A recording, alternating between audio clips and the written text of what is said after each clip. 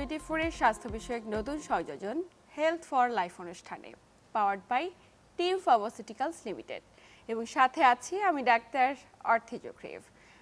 25 September world lung day অর্থাৎ বিশ্ব ফুসফুস দিবস। দর্শক, বিশ্বব্যাপী ফুসফুস সংক্রান্ত সচেতনতা বাড়াতে forum of international respiratory society এই দিবসটিকে ফুসফুস দিবস হিসেবে ঘোষণা করেছেন এবং বিশ্বের অন্যান্য দেশের মতো আমাদের দেশেও প্রতি বছর নানা কর্মসূচির মাঝে এই দিবসটি পালন করা হয়ে থাকে।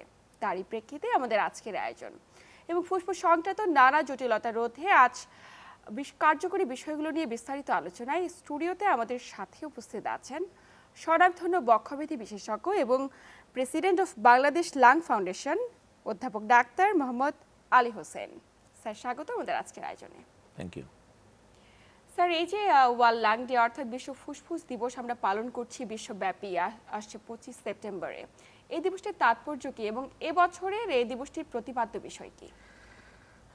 আপনি তো আগেই বললেন যে forum of international respiratory society এই দিবসটা পালন করে থাকে সারা বিশ্বব্যাপী প্রতি বছর 25 সেপ্টেম্বর। এই দিবসটি করার মূল উদ্দেশ্য হচ্ছে একটা সচেতনতা সৃষ্টি করা চিকিৎসকদের মাঝে এবং যে রেসপিরেটরি ডিজিজগুলো সম্পর্কে যাতে চিকিৎসকরা সচেতন হতে পারে এই জন্য এটা পালন করা হয়ে থাকে।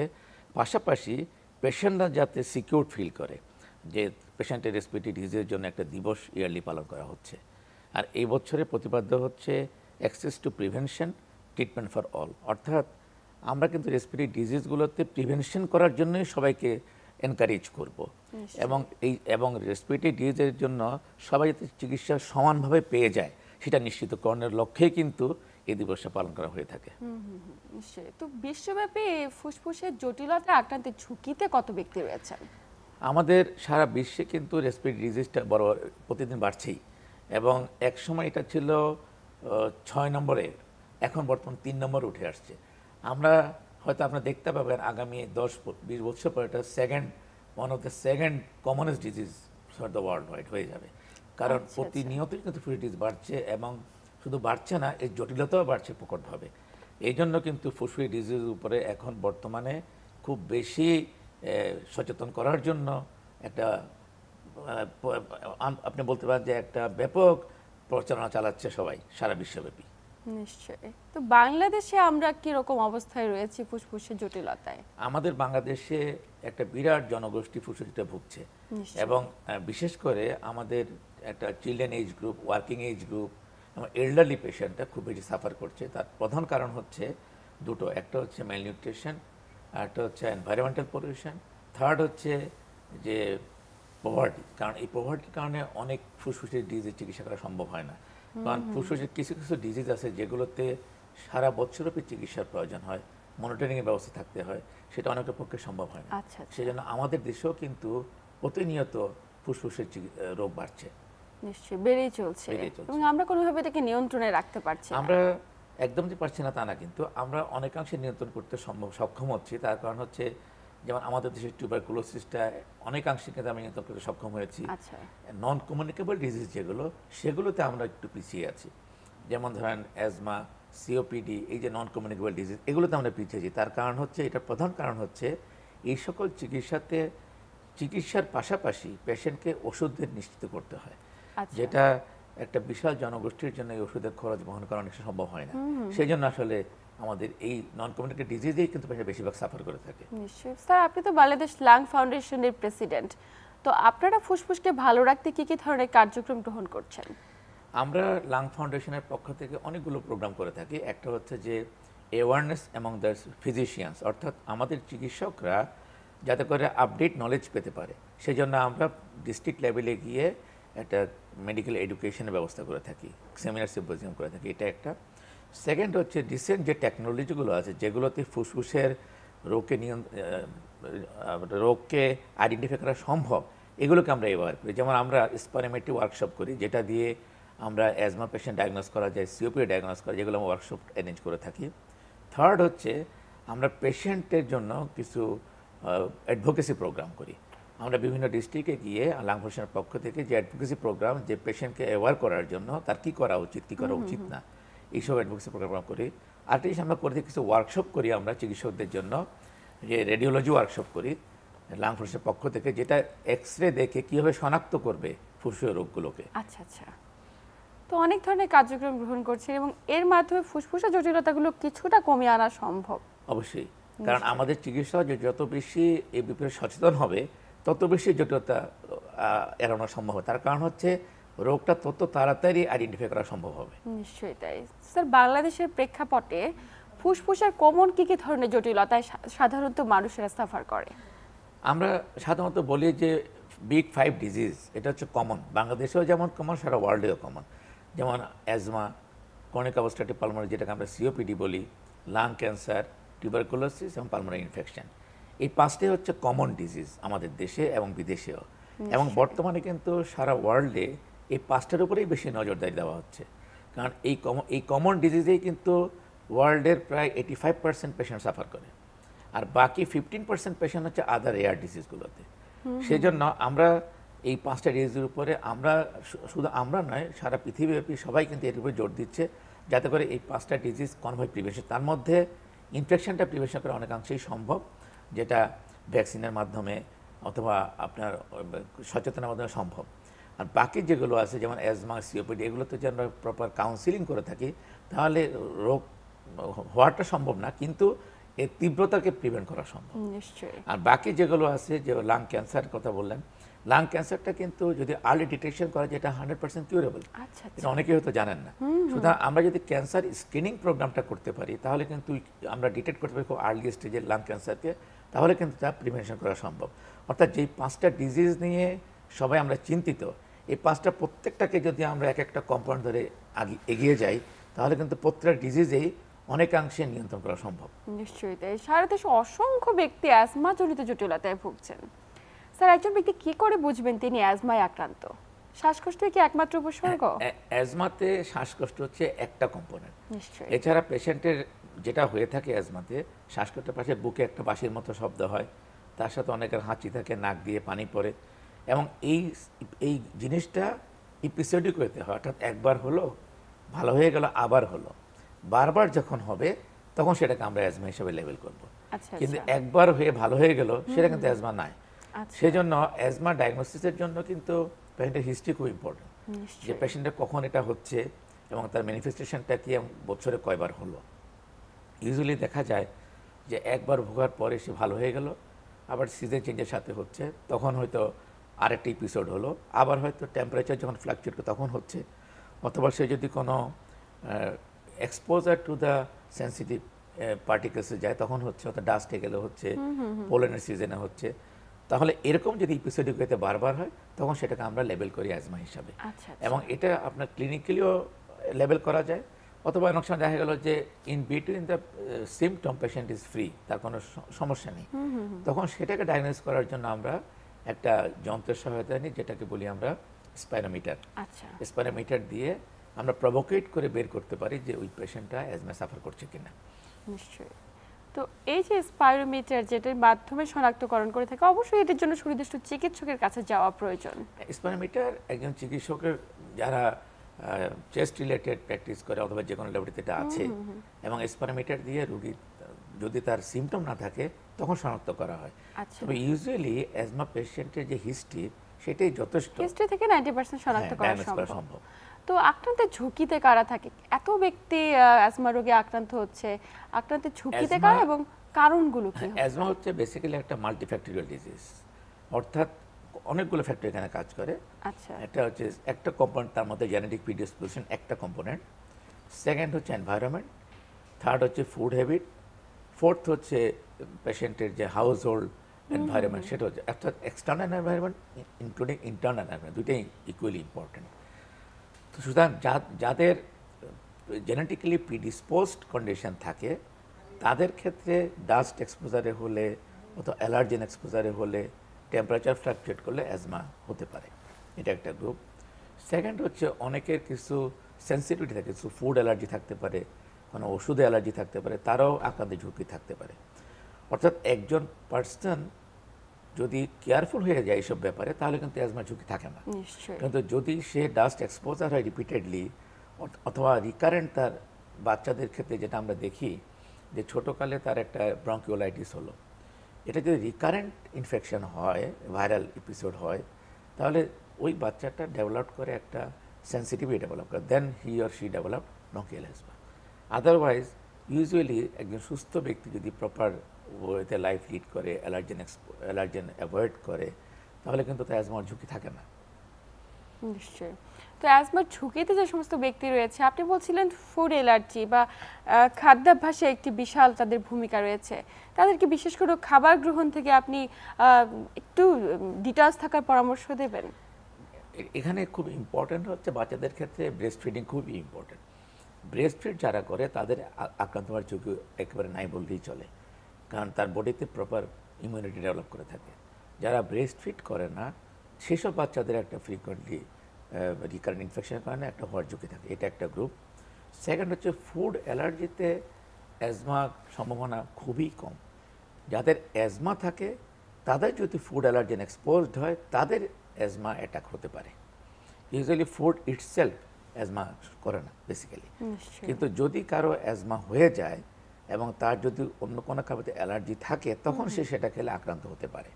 কিন্তু মূল জিনিসটা হচ্ছে ডাস্ট, তারপরে এনভায়রনমেন্টাল পলিউশনস, এগুলো হচ্ছে খুবই ইম্পর্টেন্ট। দেখবেন যে অনেকে বাসার মধ্যে ডাস্ট আছে অথবা বাসার মধ্যে কার্পেট রাখছে যেটা প্রপারলি পরিষ্কার করছে না, পেট রাখছে, তারা is more prone to develop asthma. তো অ্যাজমা কি নিয়ন্ত্রণযোগ্য নাকি প্রতিরোধযোগ্য কোনো ব্যাধি? অ্যাজমা পুরোপুরি নিয়ন্ত্রণযোগ্য ব্যাধি। তার কারণ হচ্ছে আমরা যদি পেশেন্টকে প্রপারলি এডুকেট করতে পারি, প্রিভেন্টিভ মেডিকেশনগুলো দিতে পারি, তাহলে কিন্তু অ্যাজমা একেবারে নর্মাল লাইফ লিড করা সম্ভব। যেমন একজন প্রপারলি হেলথ এডুকেশন যদি প্রপারলি দেওয়া যায়, প্লাস তাকে যদি আমরা বলে দিই যে কিছু ভ্যাকসিন আছে যেগুলো তাকে আমরা অ্যাডভোকেট করব।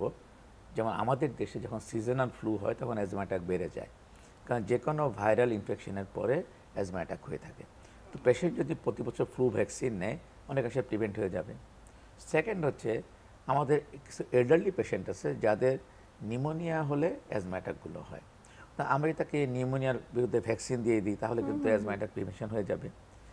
তারপরে আসি আমরা যে আমরা তাকে কীভাবে প্রিভেনশনে রাখবো। এটা হচ্ছে যে অ্যাজমার জন্য কিছু প্রিভেন্টিভ ওষুধ পাওয়া যায় যেগুলোকে আমরা প্রিভেন্টার বলে থাকি। এগুলো যদি সেটি নিয়মিত নেয় তাহলে শ্বাসনালীর যে এয়ারওয়েটা যে মিউকাস মেমব্রেনটা প্রপার হেলদি থাকে, ইনফ্লামেশন হয় না, অ্যাজমা অ্যাটাক আর হয় না। ওই জন্য পেশেন্ট যদি round the year preventive medications নেয় তা এবং ভ্যাকসিনেশন নেয় তাহলে কিন্তু তার পক্ষে অ্যাজমাকে পুরোপুরি নিয়ন্ত্রণে রেখে নর্মাল কাজকর্ম করা সম্ভব। নিশ্চয়ই। তো স্যার, অ্যাজমা সম্পর্কে একটি ভীতি রয়েছে সাধারণ ব্যক্তির, যে অ্যাজমায় ডাক্তারের কাছে গেলে তারা ইনহেলার ব্যবহারের পরামর্শ দিয়ে থাকেন এবং একবার ইনহেলার ব্যবহার শুরু করলে এটি আজীবন কন্টিনিউ করতে হয়। এই যে একটি ভীতগ্রস্ততা, এটি থেকে অনেকে ইনহেলারে যেতে চান না, বিষয়টি আসলে কতটুকু যৌক্তিক? হ্যাঁ, ইনহেলার তো আসলে সবচেয়ে নিরাপদ একটা ওষুধ দেওয়ার মাধ্যম। আমরা যেমন ট্যাবলেট খাই, ওষুধ নিচ্ছি, মুখে খাচ্ছি, ইনহেলার হচ্ছে শ্বাসে দেওয়ার একটা মাধ্যম। এর অনেকগুলো সুবিধা আছে। প্রথম সুবিধা হচ্ছে এটা খুব ইনস্ট্যান্টলি কাজ করে, অর্থাৎ আমরা যদি ওষুধ মুখে খেয়ে থাকি সেটা রক্তের মাধ্যমে শ্বাস নিতে যাবে তারপরে কাজ করবে। ইনহেলার তো সরাসরি শ্বাস নিতে যায়, সুতরাং ওখানেই কাজ শুরু করে দেয়, খুব ইনস্ট্যান্টলি কাজ হয়। দ্বিতীয় হচ্ছে এতে ওষুধের পরিমাণ লাগে খুবই কম। আর তৃতীয় হচ্ছে এর পার্শ্ব প্রতিক্রিয়া একেবারে খুবই সামান্য। তো এতগুলো অ্যাডভান্টেজ থাকার জন্যই কিন্তু ইনহেলারটা আমরা অ্যাডভোকেট করে থাকি। তো রোগীরা যেটা বলে যে ইনহেলার নিলে সারা জীবন নিতে হবে, এটা তো একটা প্রিভেন্টিভ অসুখ, সুতরাং এটাকে প্রিভেনশন রাখার জন্য ইনহেলারটা সারা জীবন নিতে হবে। আমরা যেমন ডায়াবেটিস নিয়ন্ত্রণের জন্য সারা বছর ওষুধ খাচ্ছি, প্রেশারের জন্য সারা বছর ওষুধ খাচ্ছি নিয়ন্ত্রণের জন্য, ঠিক এক্স্যাক্টলি অ্যাজমার জন্য নিয়ন্ত্রণের জন্য সারা বছর ইনহেলারটা সপ্রমাত্রায় সঠিকভাবে ব্যবহার করলে এটা নিয়ন্ত্রণ রাখা সম্ভব। পেশেন্টদের যে মিসকনসেপশন হচ্ছে, ওনাদের যে ধারণা হচ্ছে ইনহেলার হলো শেষ ওষুধ, এই কনসেপ্টটা অনেকটা ভেঙে গেছে ইদানিং। আমরা যখন লাং ফাউন্ডেশনের প্রথম দিকে শুরু করি তখন কিন্তু আমরা দেখেছি, আমরা একটা সার্ভে করেছিলাম সারা বাংলাদেশব্যাপী 1999 সালে। ওই সার্ভেতে আমরা দেখলাম যে বাংলাদেশে তখন 3% মানুষ মাত্র ইনহেলার ইউজ করত। আমরা একই সার্ভে আবার করেছি 10 বছর পরে, আমরা তখন দেখলাম যে 25% পপুলেশন তখন ইনহেলার ইউজ করা শুরু করেছে, ওই যে কনসেপ্টগুলো যখন ভেঙে গেল। এখন কিন্তু আমাদের দেশে অলমোস্ট প্রায় 75% পিপল কিন্তু ইনহেলার ইউজ করে এবং খুব স্বাচ্ছন্দ্যে ইউজ করে। তারা কিন্তু এখন বুঝে গেছে যে ইনহেলার নিলে তার পক্ষে সুস্থ থাকা সম্ভব। সুতরাং ইনহেলারের যেই পুরনো যে ভ্রান্ত ধারণাগুলো ছিল সেগুলো অনেকটা আমরা কেটে গেছে কিন্তু হ্যাঁ আমার মনে হয় ভবিষ্যতে এরা আরো কেটে যাবে যখন আমরা চিকিৎসকরা সচেতন হব, কারণ অনেক চিকিৎসকের মাঝেও কিছু ভ্রান্তনা রয়ে গেছে, সেগুলো দূর করতে হবে। আমাদের লাং ফাউন্ডেশন কিন্তু এই কাজটাই করে চলছে। নিশ্চয়ই স্যার, অ্যাজমা এবং সিওপিডি, সিওপিডিও তো একটি শ্বাসকষ্টজনিত ব্যাধি, কিন্তু একজন ব্যক্তি অ্যাজমায় আক্রান্ত নাকি তিনি সিওপিডিতে আক্রান্ত, এটি বুঝবেন কি করে? সিওপিডি অ্যাজমা দুটো একদম কমপ্লিট ডিফারেন্ট অসুখ। একটা হচ্ছে আপনার ইনফ্লেমেটরি ডিজিজ, আর একটা হচ্ছে আপনার ইনফেক্টিভ এয়ারওয়ে ডিজিজ। কেমন দুটাতে এয়ারওয়ে ইনভলভ হয়। পার্থক্য হচ্ছে অ্যাজমাতে যে শ্বাসনালীতে চেঞ্জটা হয় সেটা সাময়িক, কিন্তু সিওপিডিতে চেঞ্জটা হয় এটা কিন্তু অলমোস্ট ইট ইজ ইরিভার্সেবল, অর্থাৎ এবং এটা প্রগ্রেসিভ, যদি প্রগ্রেসই করে। আচ্ছা আচ্ছা। সেকেন্ড হচ্ছে সিওপিডি হচ্ছে স্মোকারদের হবে, যারা বায়োমাস ওয়ার্কার, যেমন যারা খড়ি চুলা রান্না করে গ্রামে মহিলারা, ওনাদের হবে, ডাস্টে হবে। কিন্তু অ্যাজমা কিন্তু এইসবের সাথে খুব অ্যাজমা এগুলোতে এক্সপোজড হলে বাড়তে পারে, কিন্তু এর সাথে কোনো সম্পর্ক নেই। আরেকটা জিনিস হচ্ছে যে আপনার সিওপিডিতে ইউজুয়ালি একটা এজ লিমিট আছে। অ্যাজমা থেকে চাইল্ডহুড, বাচ্চাদের অ্যাজমা শুরু হয় চাইল্ডহুড থেকে শুরু হতে পারে, কিন্তু সিওপিডি যেহেতু স্মোকিংয়ের সাথে রিলেটেড, বায়োমাস ফুয়েলের সাথে রিলেটেড, এটা ইউজুয়ালি আফটার 40 আফটার 30-তে হয় ইউজুয়ালি। আর সিওপিডিতে শরীরের অলমোস্ট সব অঙ্গ প্রত্যঙ্গ এফেক্টেড হয় একটা সময় গিয়ে, কিন্তু অ্যাজমাতে কিন্তু ইট লিমিটেড টু দ্য এয়ারওয়ে, অন্য কোথাও হয় না। আর আমরা যদি পরীক্ষা করে থাকি, যে পরীক্ষাটার কথা বলে স্পাইরোমিটার দিতে পরীক্ষা করে থাকি, আমরা দেখতে পাবো যে ইন বিটুইন অ্যাটাক অ্যাজমাতে স্পাইরোমিটার লাং ফাংশন একেবারেই নর্মাল। আচ্ছা। কিন্তু সিওপিডিতে আপনার লাং ফাংশন সবসময় কিছু না কিছু অ্যাবনর্মালিটি থাকবে, কখনোই নর্মাল হবে না। এবং যতই দিন যাবে লাংয়ের ফাংশন তত আস্তে আস্তে কমতে থাকবে। এবং আমরা অ্যাজমাতে যে ওষুধগুলো ব্যবহার করি সেগুলোকে আমরা বলি অ্যান্টি ইনফ্ল্যামেটরি, অর্থাৎ প্রদাহটাকে কমায়। কিন্তু সিওপিডি যে ওষুধ আমরা ব্যবহার করি সেগুলো হচ্ছে ব্রঙ্কোডাইলেটর, অর্থাৎ শ্বাসনালীটাকে ওয়াইড রাখে, বড় রাখে। দুটো কিন্তু আলাদা, পুরোপুরি ওষুধের গ্রুপও কিন্তু একেবারে আলাদা। এবং কমপ্লিকেশন যদি আমরা চিন্তা করি, অ্যাজমাতে কিন্তু তেমন কোনো কমপ্লিকেশন হয় না, আর সিওপিডিতে কিন্তু কমপ্লিকেশনগুলো হয়, যেমন হাত পায়ে পানি চলে আসতে পারে, হার্ট ফেলিওর ডেভেলপ করতে পারে, মাসেল ওয়াস্টিং হতে পারে, হাঁটতে গেলে হাঁপিয়ে যেতে পারে। এই দুটা ডিজিজ একেবারেই আলাদা, কিন্তু আমাদের পেশেন্টরা কিন্তু অনেকে আইডেন্টিফাই করতে পারে না যে তার কি অ্যাজমা নাকি সিওপিডি। আমাদের একটা বিশাল পপুলেশন আছে যারা দুটার কম্বিনেশনেই ভোগে, আমরা সেটাকে বলি অ্যাজমা সিওপিডি ওভারল্যাপ। আচ্ছা আচ্ছা। হ্যাঁ, অর্থাৎ মানে দুটো ব্যাধি একসঙ্গে একজন ব্যক্তি। হ্যাঁ, যেমন অ্যাজমা আছে স্মোকার, তাহলে সিওপিডি হবে, তাহলে দুটা একসাথে। এই গ্রুপ অফ পেশেন্ট আমাদের দেশে কিন্তু ম্যাক্সিমাম, কিন্তু এই গ্রুপ অফ পেশেন্ট বেশি, যার জন্য হচ্ছে কি চিকিৎসা দিলে অ্যাজমা পার্টটুকু ইমপ্রুভ করে যায়, সিওপিডি ইমপ্রুভমেন্ট ততটুকু হয় না। সেই জন্য রোগী বলে আমার তো অ্যাজমা ভালো হচ্ছে না, এই জন্যই সমস্যাগুলো অ্যারাইজ করতেছে। তার অ্যাজমা পার্টটুকু কিন্তু ইমপ্রুভ করে গেছে। তো সিওপিডি তো বললাম এটা তো একটা প্রগ্রেসিভ ডিজিজ, এবং এটা গ্র্যাজুয়ালি প্রগ্রেস করবে, ওই পার্টটুকু খুব বেশি ইমপ্রুভ হয় না। সেই জন্য পেশেন্ট বলে যে আমার অ্যাজমা তো ভালো হচ্ছে না। কিন্তু একটা জিনিস মনে রাখতে হবে, অ্যাজমা ইজ রিভার্সেবল এবং it response to treatment. COPD is partially reversible, poorly responsive to treatment. Poorly যদি রেসপন্স করে ট্রিটমেন্টের ক্ষেত্রে, তাহলে এটা কি করে নিয়ন্ত্রণের মাঝে রাখা যায়? এটাকে নিয়ন্ত্রণের মাঝে রাখার উপায় হচ্ছে পেশেন্টের সেই জিনিসগুলো বাদ দিতে হবে, স্মোকিং বাদ দিতে হবে, এক্সপোজার টু বায়োমাস ফুয়েল বাদ দিতে হবে, থার্ড হচ্ছে কিছু মেডিকেশনস নিতে হবে, তারপরে ভ্যাকসিনেশন নিতে হবে, আর একদম শেষ হচ্ছে রিহ্যাবিলিটেশন করতে হবে। রিহ্যাবিলিটেশন মানে হচ্ছে তার ফুসফুসের কিছু ব্যায়াম আছে নির্দিষ্ট টাইপের, যেগুলো করে তার ফুসফুসকে কর্মক্ষম করতে হবে। অর্থাৎ ফুসফুসের যে ক্যাপাসিটি যেটুকু কমে গেছে আর যেটুকু ফুসফুস ভালো আছে সেই ভালোটাকে অ্যাক্টিভিটি বাড়িয়ে এটাকে ফাংশনাল করতে হবে। তার মানে সিওপিডির কি ভ্যাকসিন আবিষ্কার হয়েছে? সিওপিডির ভ্যাকসিন না, ভ্যাকসিনটা হচ্ছে ফ্লু এবং নিউমোনিয়া এইসব ভ্যাকসিন দিয়ে যাতে ইনফেকশন না হয়। আর সেকেন্ড হচ্ছে ওই রিহ্যাবিলিটেশন করে, অর্থাৎ পেশেন্ট যদি আমরা যে ফুসফুসের যে ব্যায়ামগুলো আছে বিভিন্ন, সেগুলো করে তার লাংটাকে ফাংশনালি ক্যাপাসিটিকে বাড়াতে হবে। নিশ্চয়ই। এবং এটির সাথে কি জীবনযাপন পদ্ধতিতে কোনো পরিবর্তন আনা জরুরি? হ্যাঁ, খুবই জরুরি। যেমন প্রথম কথা হচ্ছে স্মোকিং একেবারেই বন্ধ করতে হবে। সেকেন্ড হচ্ছে বায়োমাস অ্যাক্টিভিটিসগুলো যেগুলো করে সেগুলো বাদ দিতে হবে। অনেকগুলো প্রফেশন আছে যেখানে সিওপিডি ডিটোরিয়েট করে। যেমন যে কেউ যদি ইটের ভাটায় কাজ করে, কেউ যদি জুট ইন্ডাস্ট্রিতে কাজ করে, কেউ যদি গার্মেন্টস ফ্যাক্টরিতে কাজ করে, এই যে ডাস্ট এক্সপোজার এগুলো সিওপিডিটাকে দিন দিন খারাপের দিকে নিয়ে যায়। সুতরাং এই প্রফেশনগুলো থেকে তাকে আলাদা করতে হবে। সেকেন্ড হচ্ছে তার যে কথাগুলো বললাম, ভ্যাকসিন দিতে হয়, ইনফেকশন না হয়।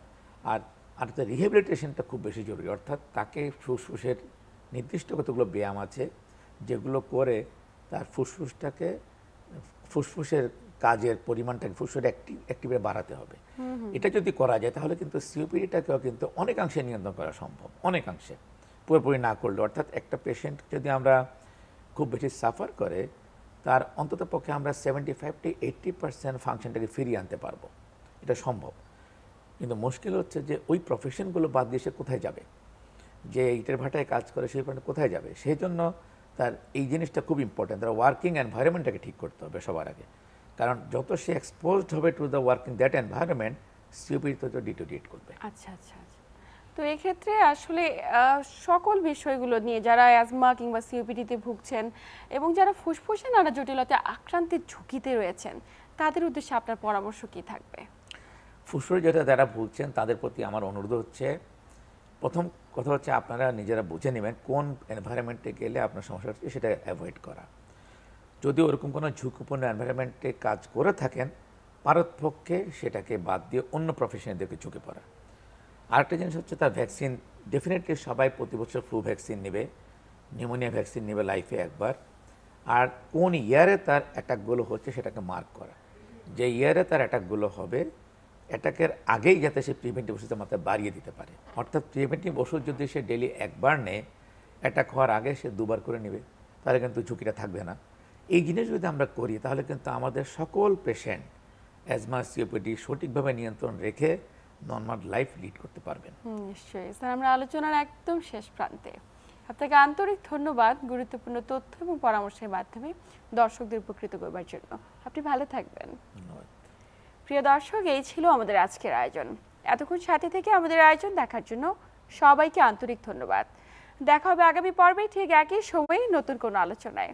ততক্ষণ পর্যন্ত সকলে ভালো থাকুন, সুস্থ থাকুন এবং চ্যানেল 24 এর সাথেই থাকুন।